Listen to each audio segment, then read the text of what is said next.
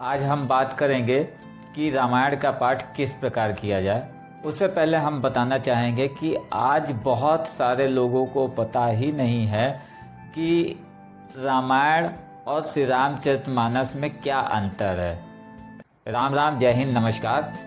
मैं गोपाल गोस्वामी आपका अपने YouTube channel Shri Ramcharitmanas blogs में हार्दिक स्वागत करता हूं, अभिनंदन करता हूं। श्री रामचरितमानस सनातन धर्म का एक बहुत महत्वपूर्ण धर्म ग्रंथ है। इसका किस प्रकार पाठ किया जाए, आज हम लोग इस विषय पर चर्चा करेंगे। हम जनरली रामायण को पूजा के कमरे में या भगवान के दरबार के पास रखते हैं, कपड़े में लपेट करके। मैं भी अपनी रामायण दिखाता हूँ, जो मेरे पिताजी पढ़ा करते थे। कपड़े में लपेटा हुआ रखा है, इसको भगवान के पास रखते हैं और इसको हम पढ़ने के लिए एक रेहल होता है लकड़ी का, इसके ऊपर हम जो है रख करके पढ़ते हैं। इस रेहल के ऊपर हम कोई कपड़ा बिछा लेते हैं और बहुत सम्मान के साथ, और कोशिश हम ये करते हैं कि जहाँ पे हमारे भगवान है, जहाँ पे मंदिर है, मंदिर के पास हम इसको रख के पढ़ें। संस्कृत में रचित वाल्मीकि रामायण को सबसे प्राचीनतम रामायण माना जाता है।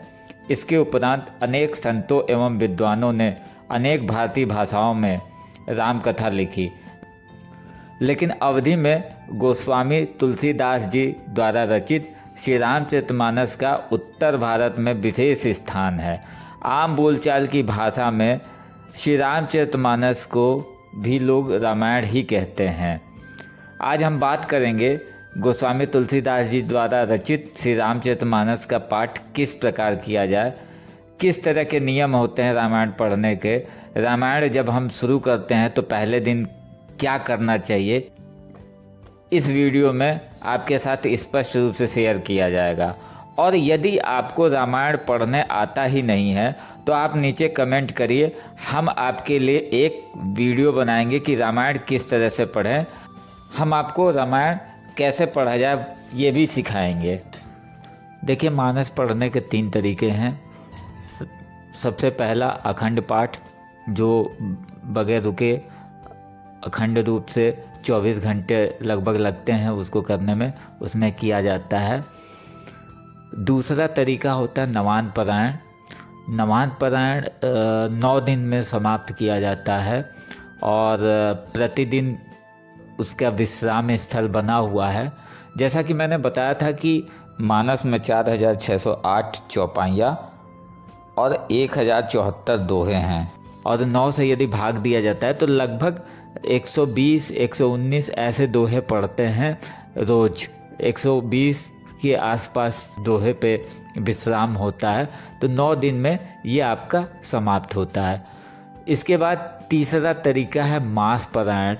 मास पारायण 30 दिन में समाप्त होता है और श्री रामचरितमानस में विश्राम स्थल दिया हुआ है मास पारायण का और नवान पारायण का। नवान पारायण को कुछ लोग नौ पारायण भी कहते हैं। तो ये तो 3 तरीके हो गए, जैसे एक अखंड, दूसरा नवान पारायण और तीसरा मास पारायण, जो नियमित आप 30 दिन में, 9 दिन में या 1 दिन में समाप्त कर सकते हैं 24 घंटे में। उसके अलावा जैसे बहुत लोगों के पास इतना समय नहीं होता है, जैसे मास पारायण भी आप करते हैं तो इसमें कम से कम आप ये समझ लीजिए कि 1.5 घंटे का समय लगता है डेली, और नवान पारायण में 3 से 4 घंटे का समय लगता है। तो कुछ लोगों के पास इतना भी समय नहीं है, और जैसे कोई कुछ पढ़ना चाहता है कि 10 मिनट 15 मिनट, तो एक पन्ना आप 1 दोहा, 3 दोहा, 5 दोहा, कुछ भी अपने हिसाब से पढ़ सकते हैं। उसका क्या तरीका है वो भी मैं आगे बताऊंगा कैसे।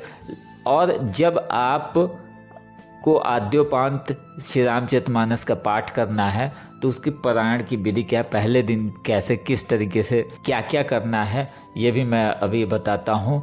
सबसे पहले पारायण विधि है। पाठ करने से पूर्व हमें गोस्वामी तुलसीदास जी, श्री वाल्मीकि जी, श्री शंकर जी और हनुमान जी का आवाहन पूजन करने के पश्चात तीनों भाइयों सहित श्री सीताराम जी का आवाहन करते हैं। और उसके बाद षोडशोपचार, यानी अपने यहाँ सनातन धर्म में षोडशोपचार पूजन पद्धति है। कई तरीके के पूजन पद्धतियाँ हैं एक्चुअल देखा जाए तो। इसके ऊपर एक अलग से वीडियो बनाएंगे कि पंचोपचार, षोडशोपचार पूजन पद्धति क्या होता है। तो षोडशोपचार पूजन पद्धति से जो है इनका आवाहन करते हैं, ध्यान करते हैं और उसके बाद पाठ करते हैं। सबसे पहले गोस्वामी तुलसीदास जी का, फिर वाल्मीकि जी का, भगवान भोलेनाथ का, उसके बाद पत्नी सहित लक्ष्मण जी का, पत्नी सहित शत्रुघ्न जी का, पत्नी सहित भरत जी का और हनुमान जी का आवाहन मंत्र पढ़ते हैं। उसके बाद आचमन कराते हैं। इसके बाद करन्यास है। इसके बाद हम ध्यान करते हैं और हम जो है श्री रामचरितमानस का यहाँ पे देखिए आपको दिखाते हैं कि किस तरीके से पाठ करना है। और ये हम देखिए पन्ना पलट रहे हैं। देखिए यहाँ पे प्रथम सोपान आ जाता है। जैसा कि हमने बताया कि 7 कांड है श्री रामचरितमानस में। बाल कांड, अयोध्या कांड, अरण्य कांड, किष्किंधा कांड, सुंदर कांड, लंका कांड और उत्तर कांड। तो सर्वप्रथम बाल कांड है। और देखिए हमने पहले ब्लॉग में बताया भी था कि गोस्वामी तुलसीदास जी ने रामचरितमानस की रचना की है और शुरुआत हर कांड का गोस्वामी तुलसीदास जी मंगलाचरण से कहते हैं। मंगलाचरण यानी श्लोक होता है। मंगलाचरण क्या होता है उसके बारे में भी हमने आपको बताया था। यदि हम सारी चीज़ें इस ब्लॉग में बताते चलेंगे तो ये काफ़ी समय ले लेगा, काफ़ी लेंदी हो जाएगा, इसलिए मैं शॉर्ट में ही बताने की कोशिश करता हूँ। तो सबसे पहले श्लोक है। श्लोक कैसे पढ़ा जाए, दोहा कैसे पढ़ा जाए, इस पे भी आगे हम चर्चा करेंगे, अगला वीडियो बनाएंगे इसी बात के लिए। तो देखिए सबसे पहले श्लोक है। श्लोक के बाद सोरठा है। सोरठा के बाद चौपाई है। चौपाई के बाद दोहा है और दोहे के बाद छंद आता है। किसी विद्वान ने बहुत सुंदर बात कही थी कि सबसे पहले श्लोक है, मतलब समझाने के लिए एक बात कही थी, वो यहाँ पे कहना बहुत समझता हूँ कि बहुत ही उचित रहेगा। श्लोक यानी इस श्लोक में सोरठा यानी सो रटिए, रटिए इसको क्या रटिए, दोहा, दोहा यानी दो अक्षर का। जैसा कि कहा भी गया है कि 2.5 आखर प्रेम का पढ़े सो पंडित हो, तो 2 अक्षर का राम शिव ओम कोई भी एक नाम जपिए, रटिए, सोरठा रटिए। और कितना रटिए, कब रटिए, चौपाई, चारों पहर। 8 पहर होते हैं, 4 पहर आप अपने काम के लिए, पर्सनल काम के लिए, और 4 पहर कम से कम जो है भगवान का नाम जपना चाहिए, 2 अक्षर का कोई भी, राम शिव ओम। और आप ज़्यादा रटना चाहते हैं तो फिर अगला छंद यानी क्षण क्षण आप जो है भगवान का नाम रटिए। ये तो किसी विद्वान ने कहा था, इसलिए बात मैं बताए दे रहा हूँ।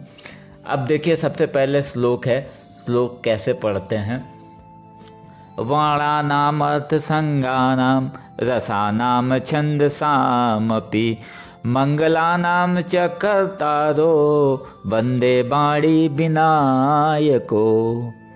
इसको जैसे कुछ लोगों को पढ़ने में दिक्कत होती है, तो हम लोगों ने बहुत सारे अपने यहाँ पूजन के समय श्लोक सुने हुए हैं।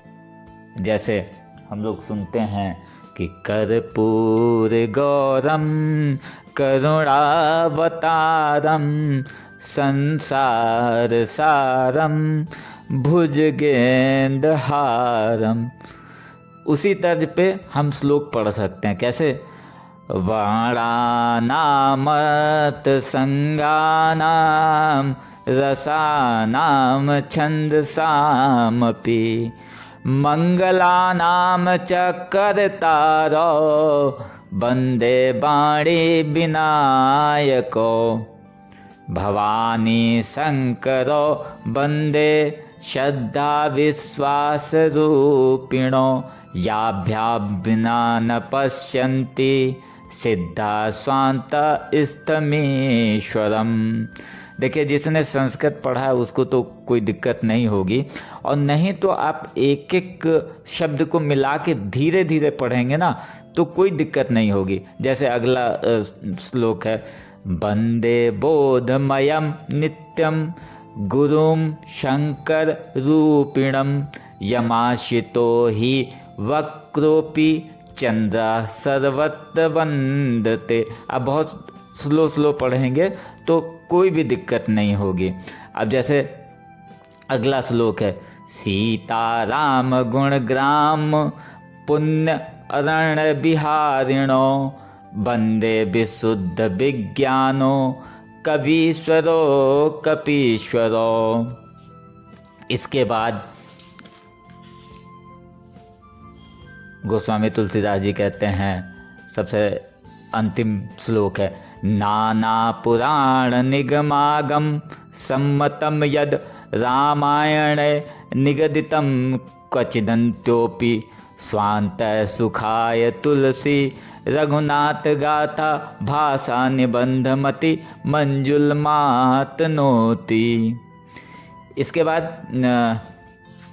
सोरठा शुरू होता है। सोरठा को पढ़ने का तरीका क्या होता है कि पहले 40% पहले पढ़िए, उसके बाद 60%, और चौपाई जो होती है, चौपाई को बराबर बराबर में पढ़ा जाता है, और दोहे को क्या है 60% पहले पढ़ते हैं और 40% बाद में। जैसे जो सुमिरत सिद्धि होय गणनायक करि बर बदन करौ अनुग्रह सोय बुद्धि राशि शुभ गुण सदन। अब दूसरा सोरठा है, मूक होई बाचाल पंगु चढ़ई गिरि बर गहन जासु कृपा सुदयाल द्रवौ सकल कलिमल दहन नील सरोरुह श्याम तरुण अरुण बारिज नयन करौ सुमम उर्धाम सदा क्षीर सागर शयन। उसके बाद बंदौ गुरुपद कंज कृपा सिंधु नर रूप हरि महामोहतम पुंज जासु बचन रवि कर निकर। अब चौपाई यहाँ से शुरू होती है। चौपाई कैसे पढ़ते हैं, बहुत पुरानी धुन है। वैसे आप जैसे घर में बगैर किसी धुन के पढ़ते हैं, एक बहुत पुरानी धुन है और बहुत सुंदर लगती है, जिसको जो है हम लोग अक्सर जो है अखंड पाठ में गुनगुनाते हैं। बंदौ गुरुपद पदुम परागा सुरचि सुबास सरस अनुरागा अमिय मोरिमय चूरन चारु समन सकल भवरुज परिवारु शुकति सांभुतन विमल विभूति मंजुल मंगल मोद प्रसूति जनमन मांजु मुकुर मलहरनी किए तिलक गुण गण बस करनी श्री गुरु पद नक मणिगण ज्योति सुमिरत दिव्य दृष्टि हिय होती दलन मोहतम सोस प्रकाशु बड़े भाग उर आवई जासु। अब देखिए, इसके बाद दोहा आता है। दोहा का हमने जैसे बताया था आपको कि 60% पहले पढ़ते हैं, 40% बाद में। कैसे? जथा सुअंजन अंजदग साधक सिद्ध सुजान कौतुक देखत सैल बन भूतल भूरि निधान। इसके बाद छंद बहुत सुंदर तरीके से पढ़ा जाता है। छंद हम अभी आपको पढ़ के दिखाते हैं किस तरीके से।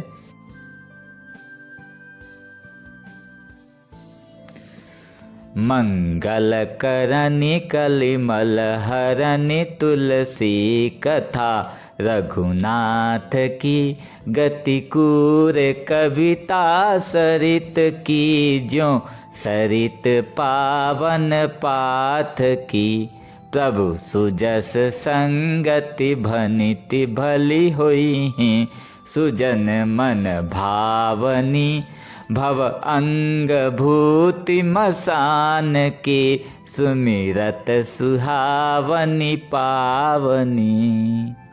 देखिए इस तरीके से हमने थोड़ा सा आपको समझाने की कोशिश की है कि कैसे दोहा पढ़ें, कैसे चौपाई पढ़ें, कैसे छंद पढ़ें और कैसे श्लोक पढ़ें।